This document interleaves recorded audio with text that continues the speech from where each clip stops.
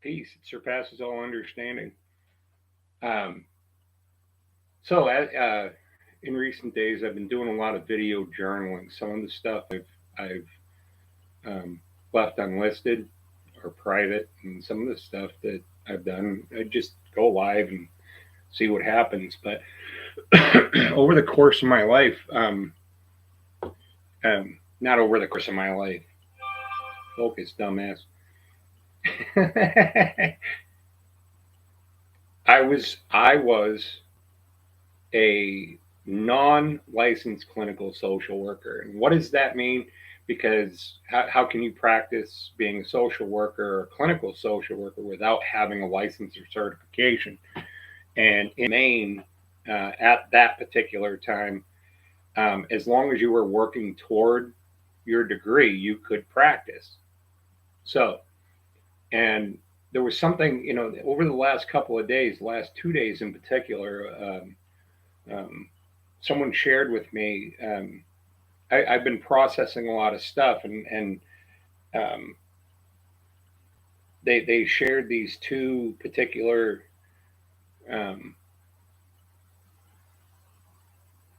links with me. One was Gabor Mate, and the other one is Stephen Borges, and they're both dealing with the same topic, slightly different viewpoints, or addressing different aspects of the same thing.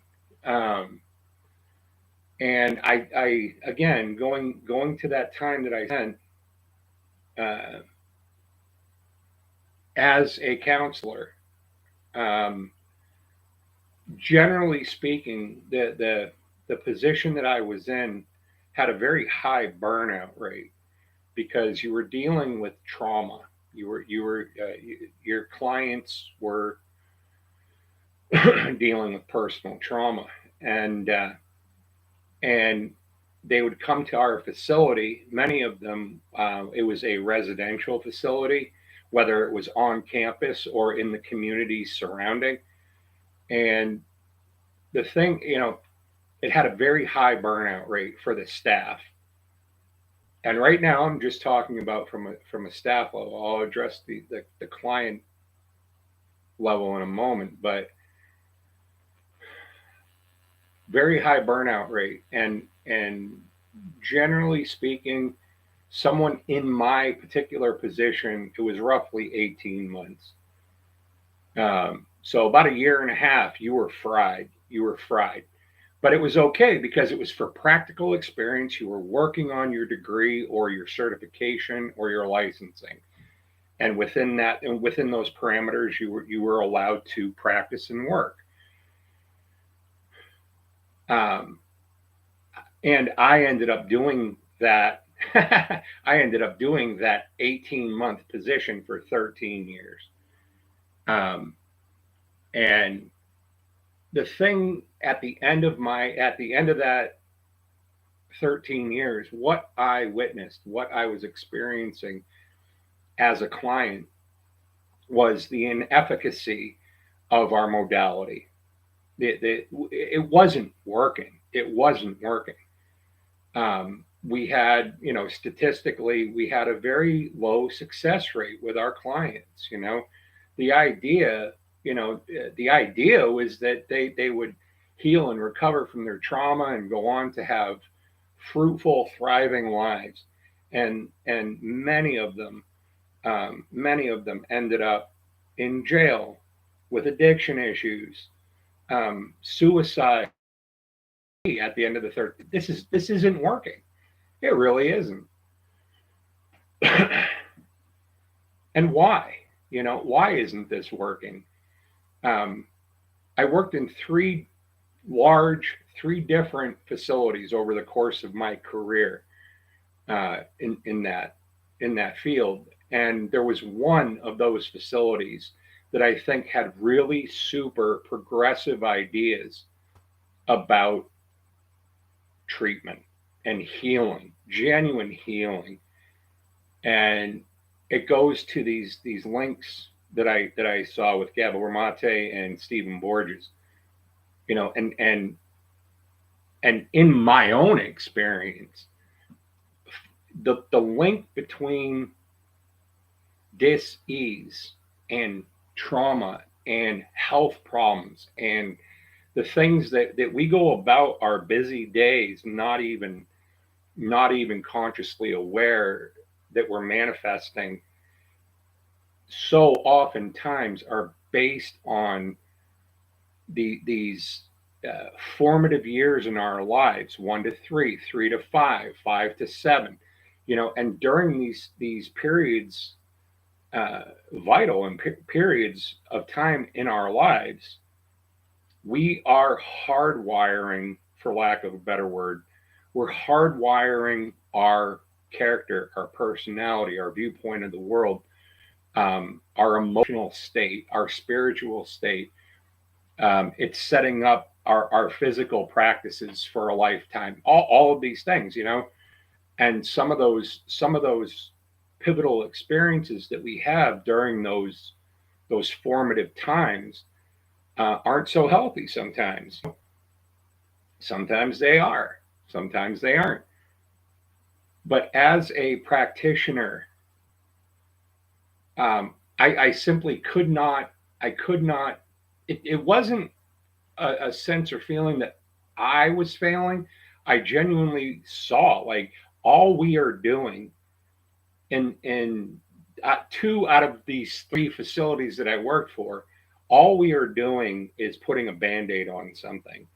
All we are doing is giving an aspirin for a headache, a figurative headache. We're not looking at the real reason that, and that was another thing too. The clients or residents that we would experience, most of them were minors, but I did have encounters with parents and adults and families in crisis. Um, for example, a mother might come with her 3 children to leave an abusive household, etc.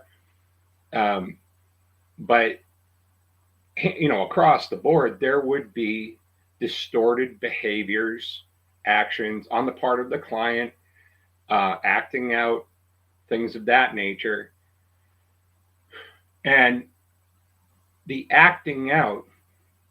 We would even like there was, and I see it so clear now. They would come into our facility, and there would be an incident, where they would have an emotional breakdown, and perhaps they would act out violently, aggressively toward others or themselves, and we would attempt to deal with that behavior, the behavior. And you need to be calm. No, you don't. You know what I mean. We would try to give them the tools to try to self regulate.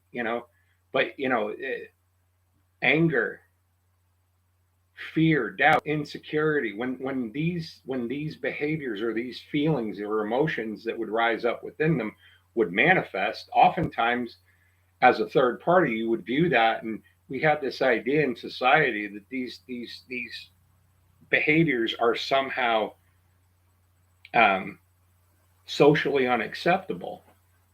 Yeah, I mean, obviously, hurting someone, is, but the emotional aspect of it and teaching them by the book, by the book, that these emotions somehow were unhealthy to express.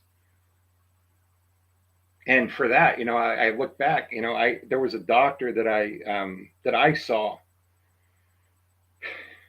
saw, and I remember, it was, Doctor Joe. I remember trying, I was finding a new doctor, and Doctor Joe, and it had his credentials, and after that it said holistic medicine. And I was like, what, yeah, whatever. If he could take me as a patient, I'll see him. Uh, but it was always that, like, what the hell, what is a holistic doctor? And as an example, I go to his office. He takes my blood pressure. I'm a smoker. Right?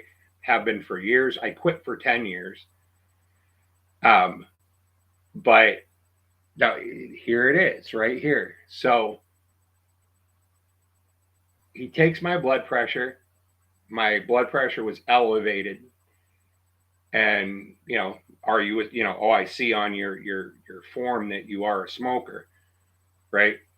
And within, I don't know, whatever, I ended up quitting smoking. I go back into his office, whatever it is, 3 months later, 6 months later, another yearly check. He's like, he takes my blood pressure again. My blood pressure is still elevated, to dangerous numbers, right? And he asked me, he's like, you quit smoking? I'm like, yep, I quit smoking, but your blood pressure is still high. How's your diet? And he's asking me all these questions, and I remember, and these two shares, these two links that were shared with me, like the whole time I'm like, oh my god, like, these things are just super resonant. And he asked me about my childhood. Oh, so here I am, and at the time I think I was like 30 years old. And I was like, I had quit smoking. I was in buff shape, jogging, exercising. I had a very active lifestyle, but your blood pressure is still high. You shouldn't, in theory, his thought, in theory, you shouldn't have high blood pressure. And based on your lifestyle and whatever. But tell me about your childhood. And I was like, oh, dude, you don't want to hear about my childhood. It just the absolute resonance between those videos that I watched over the last couple of days. God bless my friend for sharing those with me, because it's offered me a great deal of clarity or insight into myself. Um, but how we go through our lives, um, with these wounds of childhood, and it's mind, body, and spirit. If all we're going to do is treat the headache with aspirin, we're not looking at the real reason why the headache is occurring. Or in my case, chronic high blood pressure.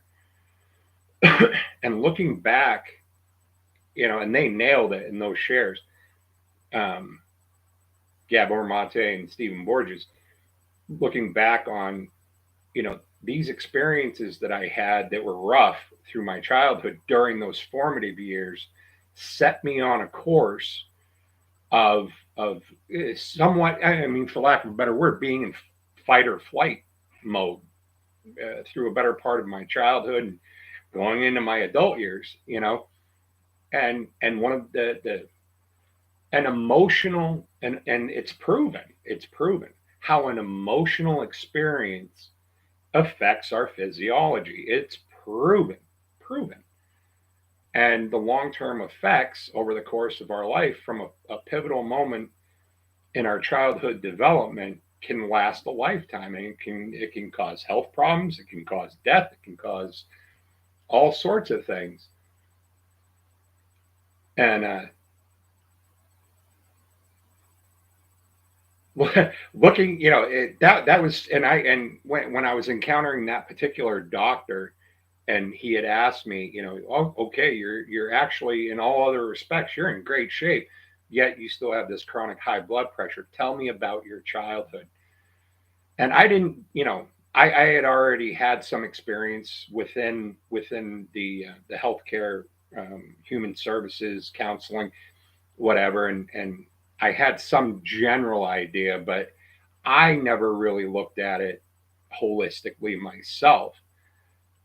In more recent years, definitely, absolutely, seeing the connection between um, trauma or profound events during our formative years, I did make the connection, but not to this level of awareness.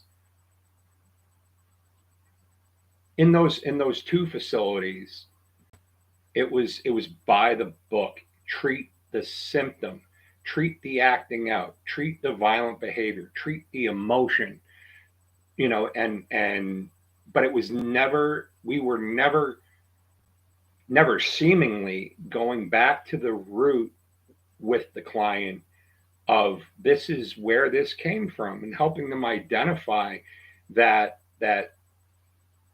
what you're experiencing now, and it, post traumatic stress, whatever. But what we didn't have that knowledge at that time in those two facilities, or we didn't practice that modality. Maybe they had it, but they didn't ascribe to it. That third facility I worked in definitely had a more progressive way of looking at it. But looking over, working with the client, only dealing with the symptom, you're never gonna address the underlying or root cause of these definitely connected.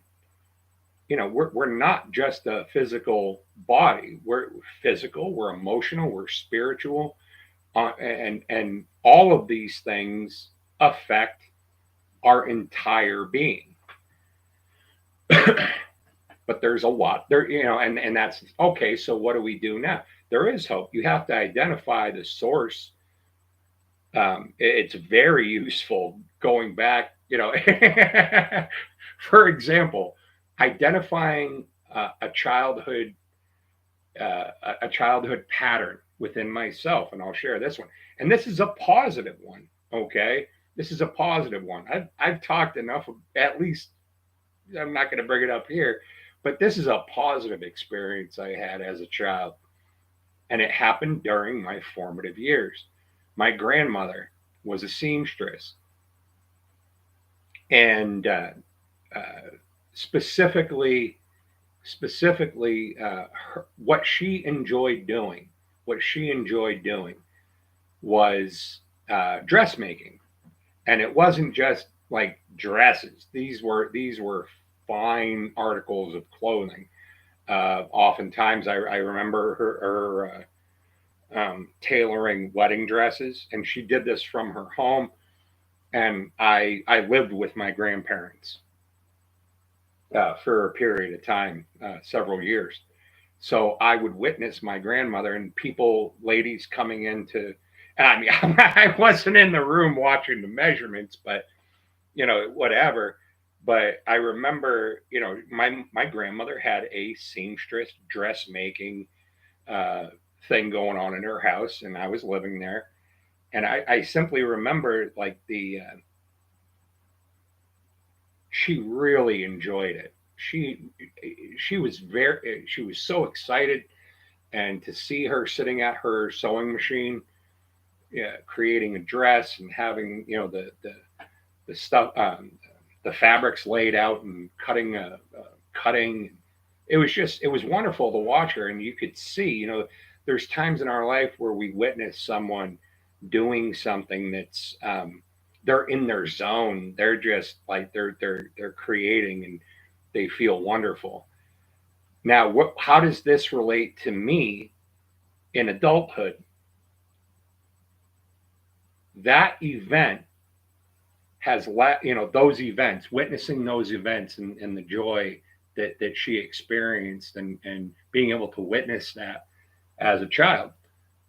Whenever I'm out and about and I see a woman wearing a properly fitting dress, like something that's high end, high quality, and it catches my eye, and I see that I view it as beautiful. It's beautiful, and what it is that connection with my grandmother, that very pleasant experience of witnessing her in her zone, uh, from a point of her own, like she felt like this was a passionate um, thing for her to be doing dresses, to do something that she loved and be being paid for it. She loved it, and so anytime now I see a woman in a well-fitting, properly fitting, it catches my attention. That's the connection. And to see where in other situations, let's just say negative, traumatic, profound, hurtful situations that we look at from our childhood, the patterns that are created, and not only behavioral patterns, but health issues, spiritual issues. We are not just our body, it's a full package, mind, body, and spirit. Oh boy. But the second video that I was watching with Stephen Borges. I think I'm about halfway through, but I was just so compelled to like hop on and like share some of this. You know, so many times, and I'm finding that more and more and more um, relevant in my life. That the person I am, mind, body, and spirit, the person that I am, is so deeply reflective of those formative years in my life. And why do I feel a certain way? Why do I feel a certain way emotionally about certain things? Why is my health the way it is? Am I still outworking these fight or flight patterns? Am I still working out the people pleaser pattern? And the stress that causes on our bodies. You know, and not just on us, but how we are social creatures. That was one of the things that they were. That was one of the things that the interactions, the social interactions that we have with other people. And are we just running around hurt people? When, in times in my life where I've been so deeply unaware of self that we hurt each other. Um, it's difficult enough to have self-awareness, let alone have interpersonal relationships where you're not crapping on each other with your own, with our own distortions of childhood or stresses that we have experienced, or why does this particular thing keep happening? I'll give you another example. My former stepdaughter had horrible migraines, and they gave her medication. They gave her this, that, and it was like um, there was all these, like, again, treating the symptom. And to her credit, she herself um, she herself had some counseling, some profound counseling, and what she was experiencing. And she I was like, wow, that's great that you came to that conclusion. But what she was experiencing, or what the conclusion she came to through that counseling, was that these migraines, she was in a state of constant stress, and the stress was manifesting in the form of migraines. But where did that stress come from? And it had to do with certain pressures that she put on herself to perform in some way. I'm not, she explained it to me in detail, but I guess in some way, she was performing. She felt the pressure from certain events in her childhood. She felt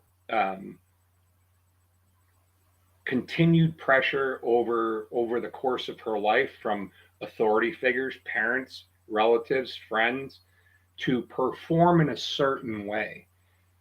and the stress of trying to keep up with that was causing migraines. It was manifesting, this emotional experience, this seemingly imaginary pressure was causing physical reactions within her body in the form of migraines. And she came to that conclusion through counseling and therapy, and and I'm very,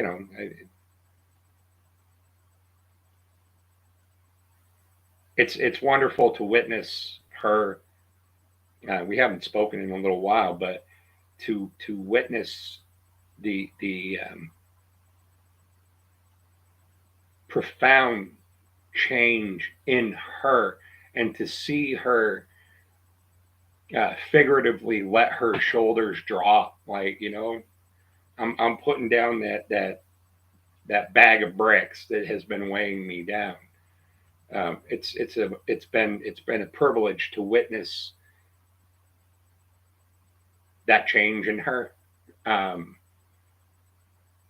I don't know, during formative years in our lives, and a lot of medicine, what we would refer to as Western medicine, some of the stuff I'm regurgitating from the videos I've shared, yeah, I mean, there are certain things that are inevitable, and time, damage, unforeseen occurrence. But there are some things that I genuinely believe that are symptoms of underlying causes. And what are those underlying causes? These things these experiences we had during our formative years, that we manifest unconsciously, most of the time, unconsciously manifest these patterns, these behaviors, these personality traits, et cetera, et cetera, et cetera. And from a medical standpoint, somebody walks into, they've experienced these things in their formative years. They go to a doctor's office because they feel stressed and tense, whatever, and the doctor gives them a Valium. You're dealing with the symptom. You're not dealing with the underlying cause. I'll give you another example from my own life. For example, when I was a kid, um, I could predict a stressful um, reaction from my mother. I could predict a stressful reaction from my mother if I went. I'm sitting in my kitchen right now. That's why I'm chuckling. Um, but she, in those stressful moments, she might become a little bit frenetic, more than a little bit.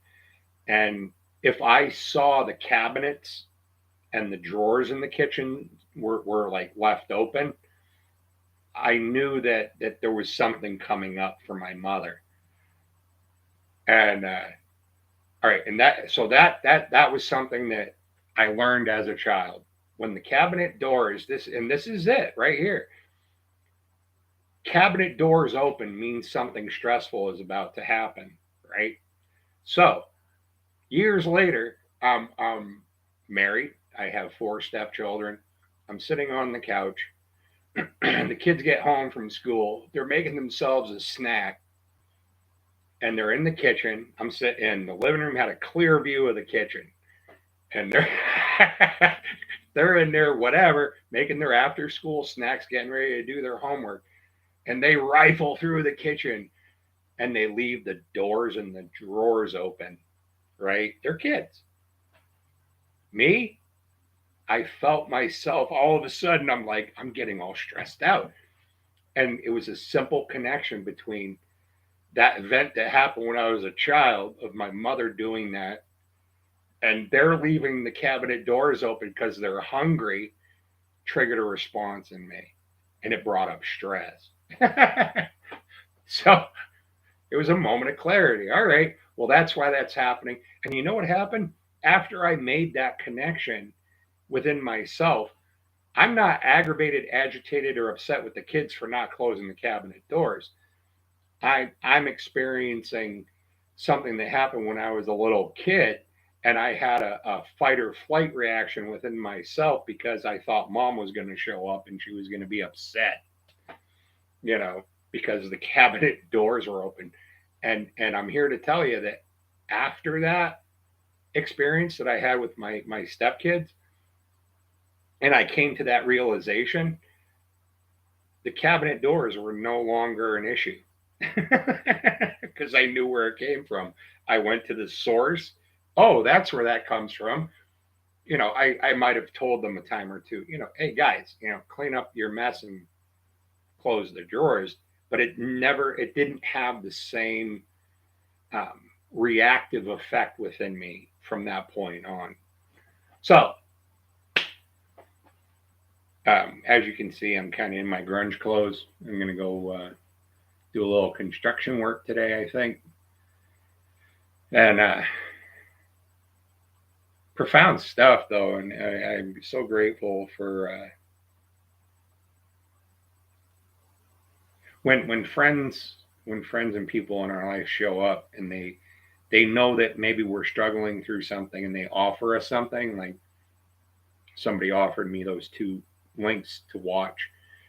It's a nice feeling. It's a nice feeling when people um, maybe see that you're going through something and they offer something to you that's that is genuinely useful.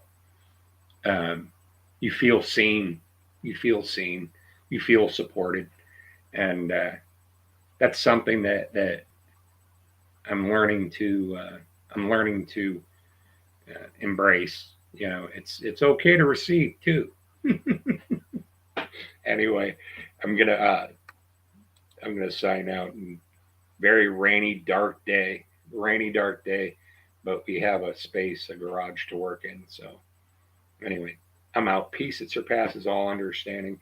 Thank you for showing up, and so much appreciation for this experience. It's not always easy, but anytime that I or we can learn something about ourselves and grow, how can that be bad? How can that be bad? It's learning and growing nonstop. Peace, peace.